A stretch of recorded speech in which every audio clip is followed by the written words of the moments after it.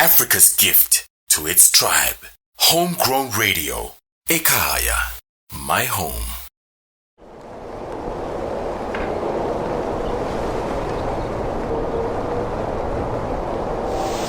I started singing at a very young age. It started at the church choir, the school choir, and I always had a love and passion for music. I remember even at home, I used to hold concerts, playing guitar for my mom and my grandmother, so that was my my stage. But then I moved to South Africa in 2006, and I decided to take it further. And I recorded my first album in 2012. I released my first album in 2012, and I worked with people like Zola 7, who's also a big name in South Africa. But then I left music for a while. I decided to go into tourism, because I'm Spanish speaking. And then there was always something missing, As much as I love tourism, I knew there was something inside of me, in my soul, that says, you need to do music. Waiting for us made to attack. It's time I let you go, just know that I'm no longer scared. So thanks to COVID, which has been terrible but good at the same time, it gave me the time to actually record my new album. I'm in the process of doing that, and especially this single with Sipho Hostix Mabuse. I am so blessed to have the honor. I still can't believe that I was in the studio with him. That Don Laka is part of it, that Brasipo San is part of it, Sipho Mabuse, and he brought such an incredibly good rap flavor to the song. The combination of all of us, I think, came out quite nicely. So I'm extremely blessed and really happy about the single about burnout.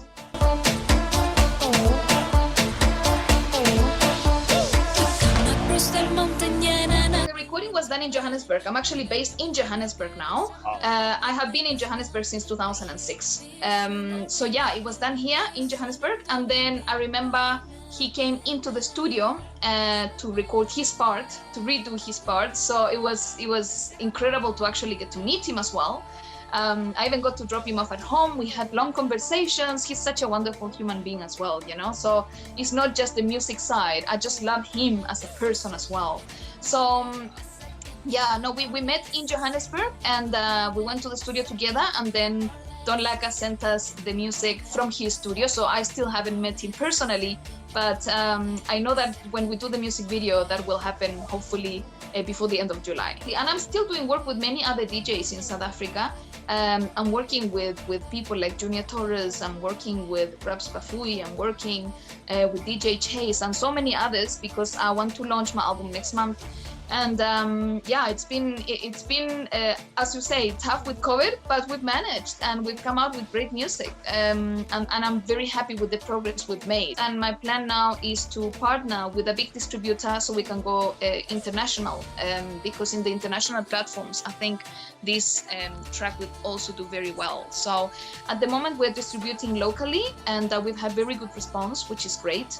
But of course, COVID, it's frustrating because the performance side of it is difficult, we can't perform because now we are very restricted in South Africa at the moment in terms of how many people can gather, the clubs and that sort of thing. So that is kind of tough, but it's not putting me down. We're still going to make sure that this track gets to where we feel that it has to get to.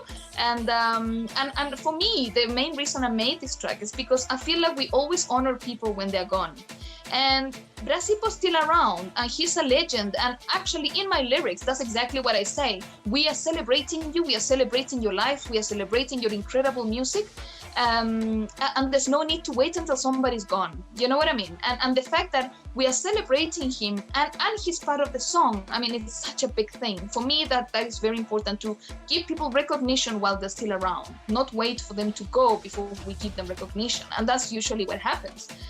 Songs are being remixed and things like that when the person has already left. But when they're still here, why not? And that's exactly how it came around, how I thought about it. You have to keep on looking at your bigger picture. I feel like if we focus, and this is something I've noticed myself, if you focus on the challenges of today and you fail to see the future and the bigger picture, you are going to drive yourself crazy.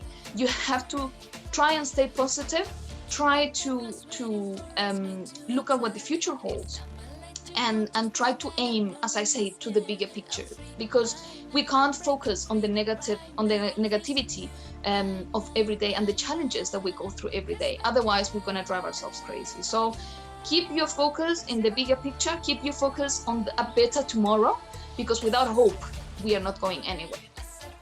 Thank you, Karabo, for hosting me. It was a wonderful experience, and I'm so grateful that you guys hosted me today.